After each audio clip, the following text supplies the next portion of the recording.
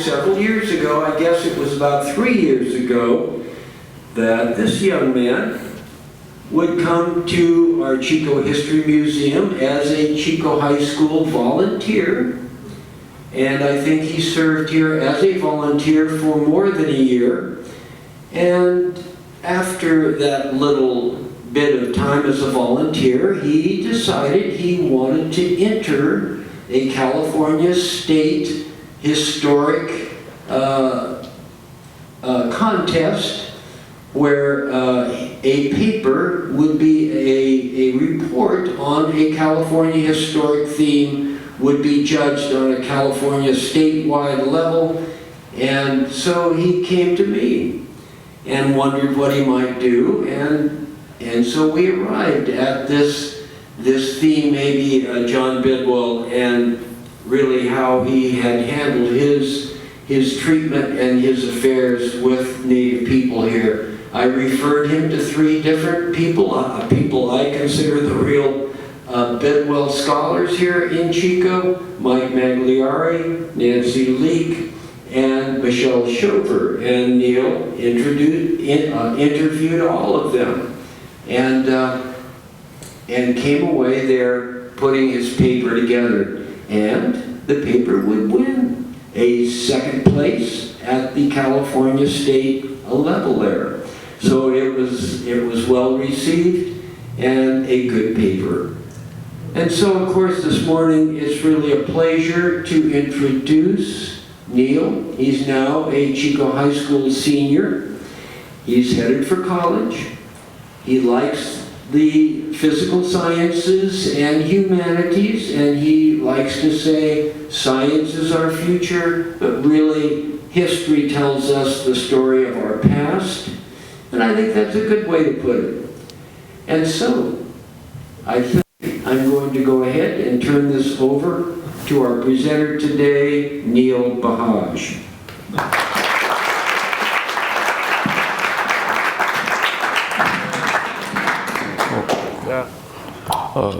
First off, thank you very much, Mr. Nopal. That was a wonderful introduction. I do appreciate it. Certainly not deserving of me, of course. But I also want to say thank you so much, everyone, for just coming out. I'm so sorry. I'm going to waste your time on a Saturday, to put it quite frankly. But hopefully it won't be. Let's see, we're going to need to pull that up a little closer if we can. Too bad. But anyhow, thank you guys so much, and without further ado, let me bring you into the world of John Bidwell and his relations to his indigenous or Native American labor force. So, just to start, John Bidwell, as Mr. Nopal already pointed out, was a celebrated pioneer in California for many years, and for the reason being his agricultural empire that he built right here in Chico, Rancho Chico. And he did so through a massive labor force, mainly indigenous workers. And there's been varied views, to say the least, about him, specifically contrasting views from multiple figures. 2 of them being, John Muir, celebrated conservationist, environmentalist, and Dr. Dolores Huff, a professor at Fresno State University, with Muir calling Bidwell a patriarch of the old style, steadfast, upright, towering in massive grandeur of character amid his fellow pioneers, like a sequoia amid its companion firs and pines. His name will stand in history, a benevolent master builder, the Washington of California. Quite high praise. But on the other hand, another figure, Dr. Huff, didn't have such a nice view of Bidwell, and she questioned Bidwell's legacy as a supposed pioneer for the civil rights of indigenous people, arguing that Bidwell abused these Native Americans and calling them and citing them as his Indian slaves. And I really want to ask is, how can we reconcile these 2 sharply different points of view?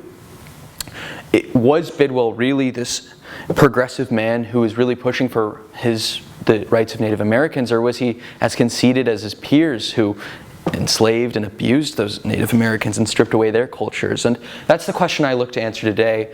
I do want to point out this is a very controversial issue, and I think, of course, my own research is pretty shallow, and I think there's a lot more resources out there. And in fact, the subject of my next paper will be looking at Native American sources in relation to the same issue, where what were their opinions on not only their culture, but Bidwell as a supposed humanitarian? Was he really the best of his peers, or was this some sort of PR stunt to make himself look good and garner more vote to just stay popular?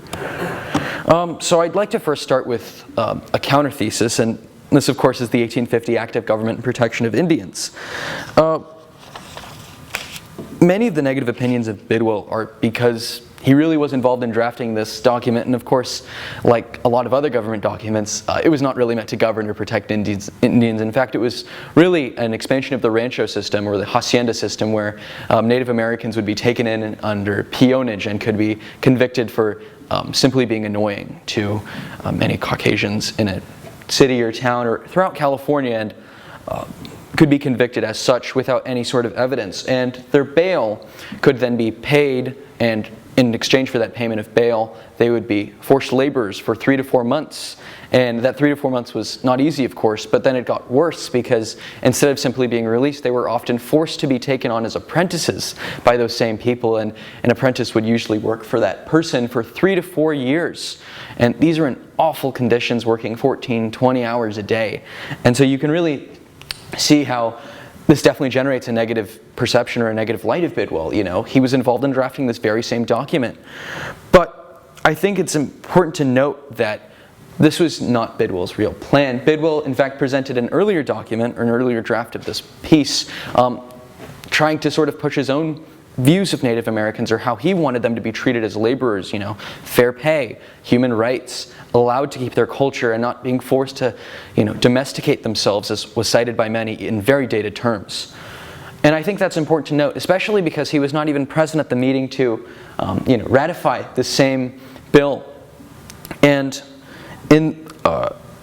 I'd like to also sort of cite sources, given the fact that this whole kind of section comes from Dr. Magliari's work, as well as his work with Dr. Gillis. As finally enacted, the bill permitted local authorities to release Indians convicted of crimes punishable by fine into the custody of private employers who agreed to pay the fines in exchange for the Indian labor. The ability to apprentice Indian workers fostered the growth of a brutal traffic in slaves that flourished. In addition, the new bill also established a system of indentured servitude that in effect legalized the enslavement of Indian children and young adults.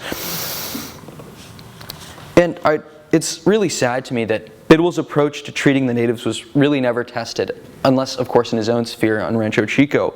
Instead, legislators decided that the Indians either needed to be used for free labor or they needed to be exterminated. So, let's also examine, of course, how Bidwell was a modest force for the positive treatment of Native Americans. And I think the biggest way to begin this is with his own ranch, Rancho Chico. And he was a painstaking employer. He paid his native laborers fairly and let his indigenous people keep their lands and cultures, as seen. This is a traditional Mechoopda sweat house. Even those, he was allowing them to keep their lands, especially even those on Rancho Chico. So, in a sense, he wasn't sacrificing profit for the people who were working for him. And I think that's really important to note. He was not only a celebrated pioneer, but at least somewhat of a humanist. And I think this is especially important as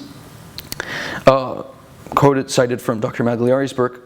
Although his own success as a miner and a rancher depended heavily upon Native American labor, Bidwell never adopted the abusive practices of John Sutter and the Mexican rancheros who utilized conscription, peonage, and military force to control their Indian workers. And I think it's important to cite John Sutter as Bidwell's first employer, and he saw how Sutter was able to ensnare native laborers or native people and force them to work for him in really sad fashion. And in his own modest way, I think that's how Bidwell kind of became a positive exemplar among his peers. Moreover, Bidwell never actually ever adopted the methods which were legal by that 1850 Act of Government and Protection of Indians. Unlike Sutter, he really paid the natives fairly. And this is true, citing from multiple sources, Dr. Magliari's book, of course, the Prince of Bidwell, California. And I think it's also important to note that he never really forced them into adopt a religion, even though he was forced to, or not forced, but he adopted Presbyterianism when he married Annie. Excuse me. Additionally, I think it's really cool how even when Bidwell's own head came under threat, as, not only his own head, but the heads of his laborers were, if you don't hire Caucasian workers, we're going to kill you. That was a death threat spoken to him. He never backed down on his will that he wanted to treat Native Americans fairly. He wanted to give them a chance. Similarly, when his own lands were attacked by Native Americans, he went through the due process. He did not just try and use military force right away. He, went to legal authorities and he prosecuted, and of course those Native Americans were convicted, but it was under much lighter terms. Going to jail was a lot better than getting shot in the head. At least that's my opinion, but who knows? And a good one. And of course, John did marry Annie, did change sides, who a wealthy temperance and suffragette activist, and they, as a pair, really set out to integrate the Native American people into Chico society. And I think it's important to note that even though this was an integration, and you could say, well, their culture is being taken away from them, I don't think really the Native Americans had a choice. It was either, as cited by other documents earlier, be exterminated or be used for labor. And so at least, even if they were to give up their cultures in public, they could at least retain human rights. And I think that's, of course, important. So the Bidwells did end up building a school and a church, as seen in the other image, for the Native American workers, and really push for the full integration of these people into schools, not only this one, but throughout Chico. And Annie, she was Presbyterian and thought these Native Americans in these new environments would benefit from studying Protestant Christianity, and so she also brought that to the school. And I think that has become subject of contention, where did she actually force her religion on these people and really make their cultures just disappear and dissipate because she didn't see the tribal dances or the hunting ceremonies as valuable or important culturally. But it's also important to note that the school was totally voluntary. You could choose to join, you could choose not to join, and it would have no impact on your pay from the Bidwell family as a whole. And yeah, I think these actions by Bidwell are really important to put into context of his time. He's a Caucasian white landowner, and in 1860, this is important to note because this is 1860s, and I think we often dehumanize people based on our own current views of today, where they're a lot more nuanced, we understand a lot more, and people are given rights. But back then, as Mr. Noble pointed out, we don't want to interact with that bunch over there was a pretty common occurrence, and one that I think is pointed out perfectly by this news article where a farming group was attacked by Native Americans, specifically the Mill Creeks. And I think this is a quote from the Chico Weekly Courant on this date, on September 22nd, 1866. The whites of that vicinity should turn out en masse and slay every Mill Creek Indian in the county. Let the whites in the Big Meadows join forces and exterminate the Mill Creeks. How powerful. How interesting that a newspaper is even just exonerating such violence to the people as a whole, because people read the newspaper, of course. It was the main form of media back then. We didn't have a news channel like CNN or Fox or anything of the sort. And so to show the public such a skewed point of perception, I think really gives us a clue into how much of a pioneer of civil rights Bidwell really was. He was trying to at least humanize these people and give them a chance at life. I think this quote as a whole also reflects the fact of the racial attitudes of other farmers towards the natives. I think that's already been pretty apparent. But Bidwell, in contrast, really only spoke in defense of his indigenous laborers, even saying in our future, our only safety for the future is to plant ourselves on the enduring rock of equal and exact justice. And it gives, I think, all of us a better perception of Bidwell as a person. I mean, in terms of his times, Bidwell was a progressive man who was really pushing for at least some kind of societal change in his own small way. It was nothing groundbreaking, but it was definitely something. It wasn't nothing. And I think that's really, really important.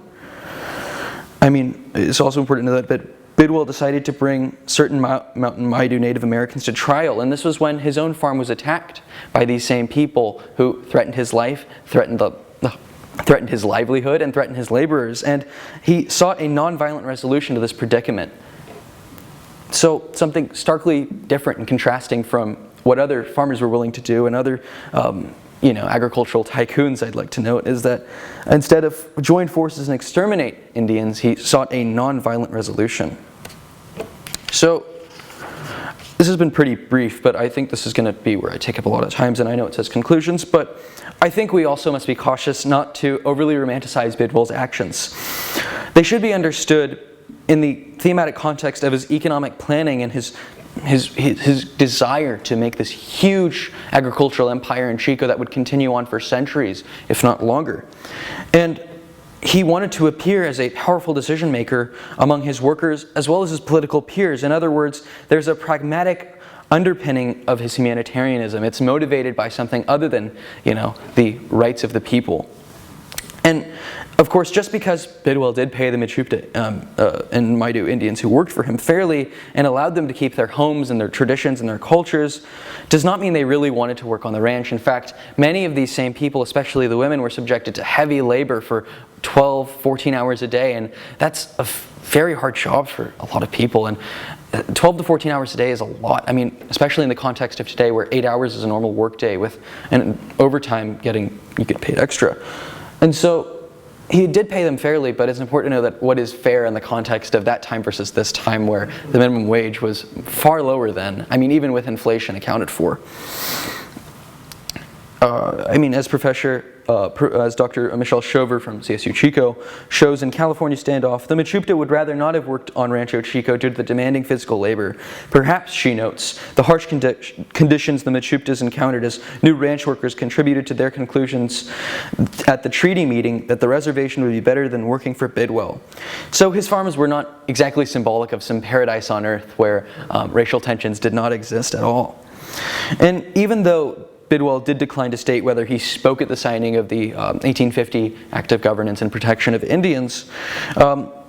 Many of his own ranch Indians would say that Bidwell advocated for Native American rights during the treaty negotiations. But it's also important to note that the version that Bidwell advocated for was mandated peace between the Native people and the landowners in Northern California.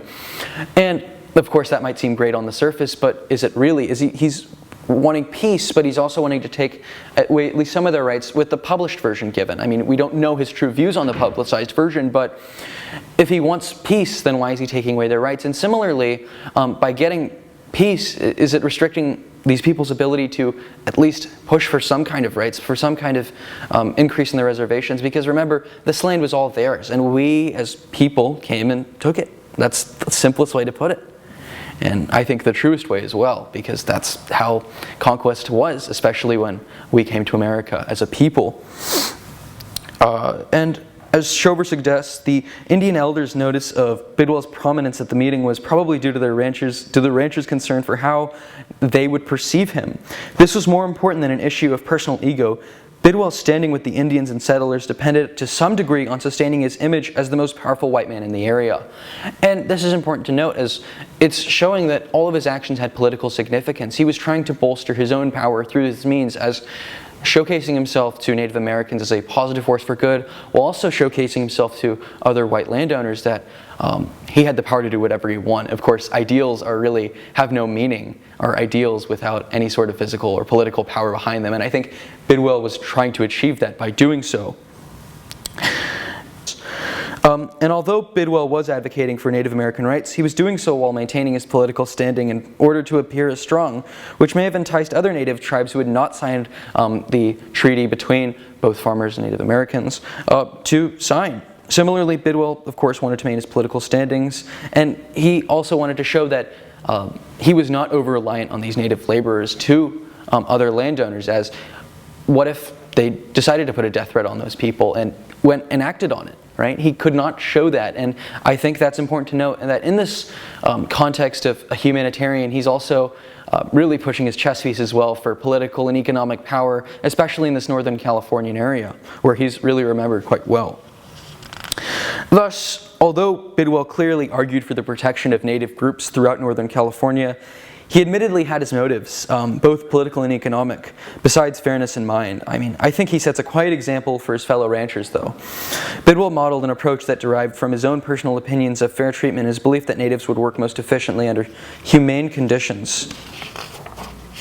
Because he was a rancher who needed to heed his economic interests, Bidwell mainly interacted with natives in formal business contexts rather than ever trying to really humanize himself to them, and it seems kind of surface level in a sense that he praises his ability, or he wants praise for his ability to integrate these people as true members of society, as well-respected people who are given equal treatment, but really he's not even doing it himself. It's a little hypocritical as well. And Bidwell's, I think, fiscal interests led him to help oversee early drafts of the Act of Government and Protection of Indians, and of course we don't know what those early drafts ever said, and if they ever are released, I'd love to look at them.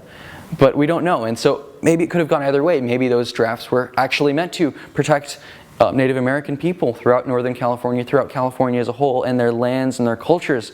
Or maybe they weren't. Maybe they were just a more accentuated version of the Rancho system as the one that was published, and maybe even Bidwell's own manuscripts were as such. Ultimately, although a far less progressive version of the Act was published than Bidwell had envisioned, I think he still broke barriers by treating his Native employees fairly as individuals, and gradually definitely did become famous for doing so, I think, more than he actually anticipated. So whether intentionally or not, I think Bidwell did become a force for good and was one of the few privileged Californians to advocate for Native American rights.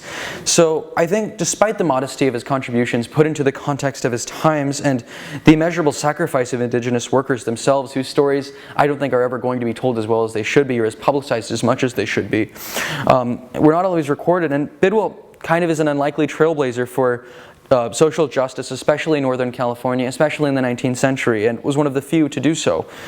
And I think he makes an important yet understated contributions to the history of labor in California. That kind of gives a brief overview of my paper, but I'd like to finish my talk with some acknowledgments to some very important people to this paper. And I have a great deal of thanks to give, of course. I mean, this presentation would not have been possible at all without help from several brilliant local scholars, as Mr. Nopal already pointed out. Mr. Nopal himself is an incredible model whose wealth of knowledge about Northern California really transcends far beyond what's available on Google Scholar, what's available even in the museum, and his unpublished archives are just fathomless and really, really important, or were important to me designing my own philosophies and my own perspectives on such a controversial issue that I think a lot of us can ask ourselves about. Similarly, Ms. Nancy Leake was an incredible resource as a librarian. She's encouraged students like myself to read, to interact with local history, and really take our own views of it. As I've already said, history shapes our past, but in a sense, history also shapes our future because, importantly, there's an important question actually on a college application that asks, is anything ever not a repeat?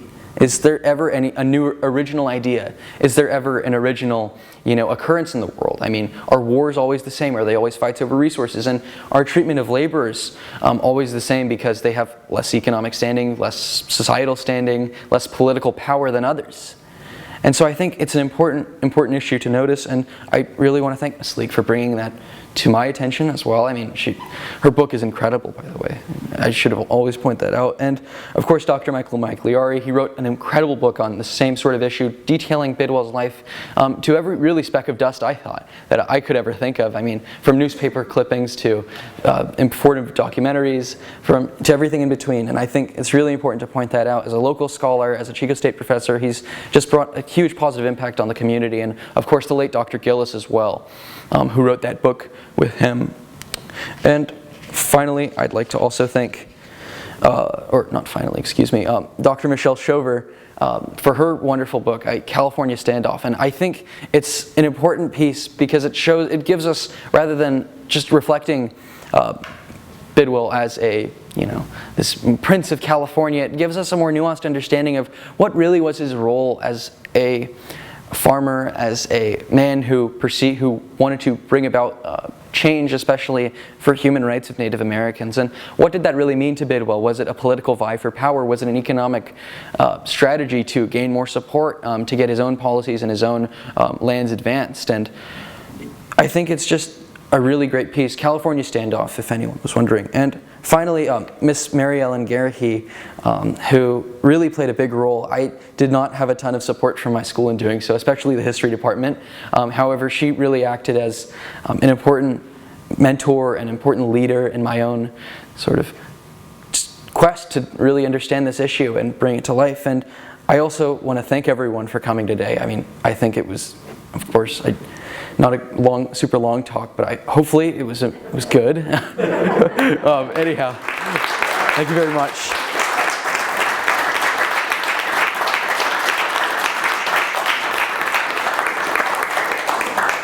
Thank you so much, Neil. And our Chico History Museum would like to give Neil this beautiful certificate of appreciation. Thank you so much. Yeah, thank you so much. Again, it's so rewarding, inspiring, satisfying to share this moment here with a young person who's just getting started in this wild, wild journey through life. And he's headed for the big time, whatever that might be, the swirl of our adult world here that one has to navigate through. It's just great to have him in. And again, it's, I really agree there with what Neil had to say about Bidwell, that we're all caught in this incredible swirl of change, constant change. There is no perfection here, and so we're all really going through our individual lives and trying to find a way to fit in here as a group. And our American experiment that tried to reach for a new way of arranging ourselves in culture and to put our governance into a rule of law as opposed to having someone or some group tell us what to do, and to guarantee ourselves expression, as we've just shared here, to be able to stand in front of each other and say our piece and not find somebody with a heavy hand waiting for us once we step down. And I think those are essential rights that we need to hang on to. We're challenged to do that. I say, if we could get some kind of cosmic summary of our American experiment here, where some all-seeing force could measure every single tidbit of our American story and put it out there in front of us as a summary, and whether we'd measure above the break-even point where, you know, okay, you've been a flop, it's below 50%. No, okay, I think we'd come in really well. Of course we would. This is one of the best stories people have ever put up on the table. Our effort to rearrange ourselves and create a new way of living here. So anyway, it's been great to hear how John Bidwell, Chico's founder, really struggled through that, the complexities of that. And I believe Bidwell, too, would come out there on the positive side, no doubt. And so, thank you so much. Thank you very much.